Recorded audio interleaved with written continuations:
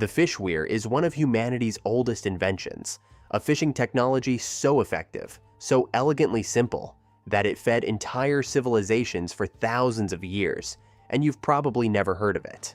A fish weir is a semi-permanent barrier built across a stream or tidal channel that redirects fish movement. Rather than trying to catch individual fish, weirs reshape the waterway itself to do the work for the fishermen. No nets, no hooks, no bait, just stone, water, and an intimate understanding of how fish behave. And the oldest one we've found so far is 11,100 years old, sitting under 170 feet of water off the coast of Alaska. The basic principle is beautifully straightforward. In tidal environments, stone weirs were low, arced walls made of boulders, placed across gullies or channels in the intertidal zone. During high tide, fish would swim freely over these walls, but as the tide receded, the water level dropped below the top of the wall, and the fish found themselves trapped in a shallow pool with nowhere to go. Fishers could then wade in and harvest them using spears, baskets, or even bare hands.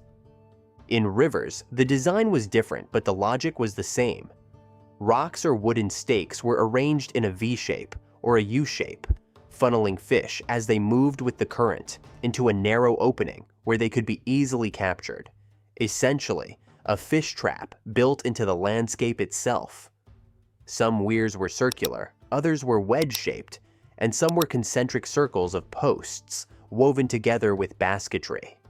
The shape was always informed by the specific environment, the target species, and generations of accumulated ecological knowledge.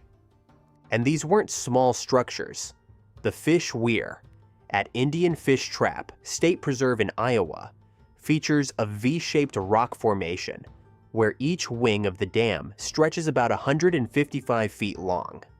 The Boylston Street Fish Weir in Boston, first discovered in 1913, was originally thought to be a single massive structure made of up to 65,000 wooden stakes, spread across nearly 5 acres. Later research, including radiocarbon dating of the preserved wooden stakes, revealed it was actually a series of smaller weirs, built over a span of more than 1,000 years, dating back to approximately 2,500 BC. Today, those weirs sit buried 28 to 40 feet below the streets of downtown Boston, beneath the Green Line subway and Boston Common. Direct evidence of the First Nations communities that once thrived where skyscrapers now stand. But the truly staggering discovery came from Southeast Alaska. In 2010, sonar detected something unusual on the seafloor more than a mile offshore, and in 2022, underwater exploration, funded in part by NOAA Ocean Exploration, confirmed what researchers had suspected: 5 or 6 semicircular stone structures, each about 6 feet wide and 1 foot tall, resting under 170 feet of water. They were fish weirs, built close to shore 11,100 years ago, when sea levels were dramatically lower. This discovery has become a key data point in discussions of the coastal migration theory. The idea that early peoples moved along the Pacific coastline, living off marine resources long before the interior routes opened up.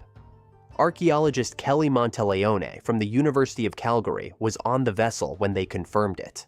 She said, "The entire vessel was bouncing with excitement when we realized it was indeed a weir."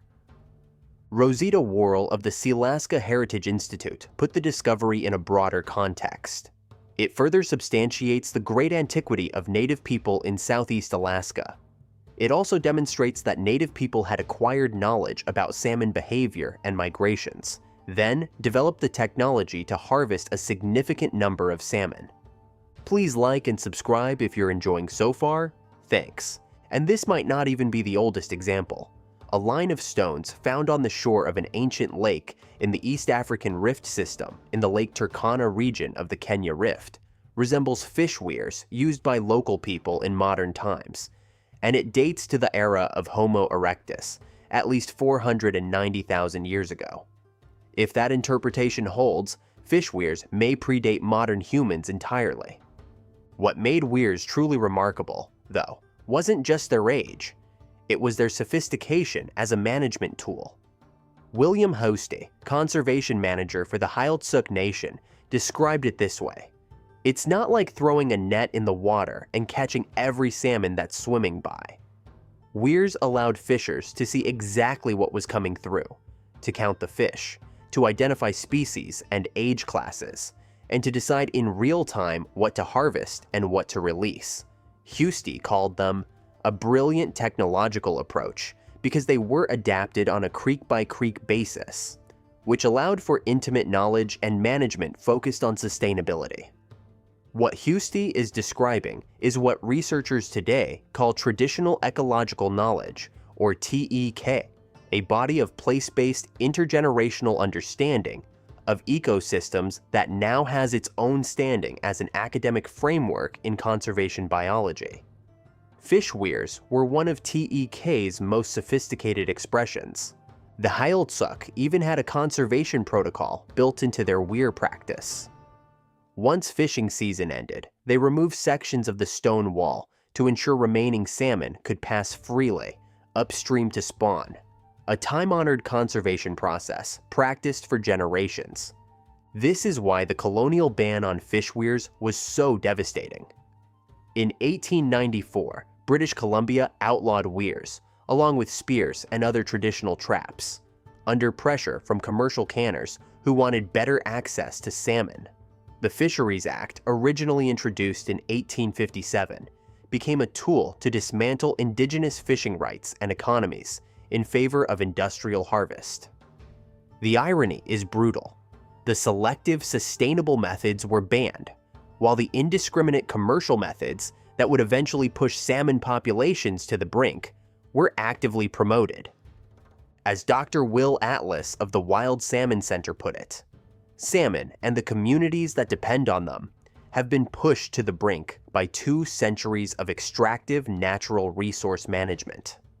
But the tools, practices, and governance systems of indigenous peoples maintained healthy salmon runs for millennia before that.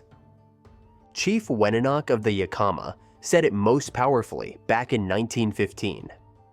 "My strength is from the fish, my blood is from the fish, from the roots and berries. The fish and game are the essence of my life." But here's where the story turns toward hope. After more than a century of suppression, fish weirs are coming back. In 2013, the Heiltsuk Nation built a fish weir on the Kauai River, revitalizing a practice their ancestors had used for over 14,000 years. By 2024, they were still building and maintaining weirs, using them not only for harvest, but for salmon monitoring and community education. In 2023, the Samath or Sumas First Nation launched their own fish weir pilot project, and by August 2024 they had installed a weir on the Sumas Chilliwack River. Their project integrates traditional ecological knowledge with modern technology, including underwater video and AI-based fish tracking, allowing them to adjust harvest practices in real time based on observed fish health, run timing, and species composition. Researchers and policymakers increasingly point to these projects as models for sustainable fisheries management, an approach that treats ancient practice and modern science not as opposites, but as partners. These aren't acts of nostalgia. They're acts of science. A 2020 study published in Bioscience documented how indigenous communities around the North Pacific maintain sustainable salmon harvests for at least 5,000 years using selective in-river tools like weirs and traps. The modern revival proves these methods aren't just historically interesting. They may be essential to salmon recovery. When Lewis and Clark traveled through Idaho in August of 1805, they were taken to see the Lemhi Shoshone's permanent fishing weirs on the Lemhi River. Lewis even sketched one in his journal. What he was looking at was a technology older than the pyramids, older than agriculture, and possibly older than our species itself. And today, after being buried under cities, submerged under rising oceans, and outlawed by colonial governments, fish weirs are resurfacing. Because it turns out that the most advanced fishing technology humanity ever developed wasn't a factory trawler with GPS and sonar. It was a line of carefully placed stones, built by people who understood that the river would do the work if you just listened to it long enough.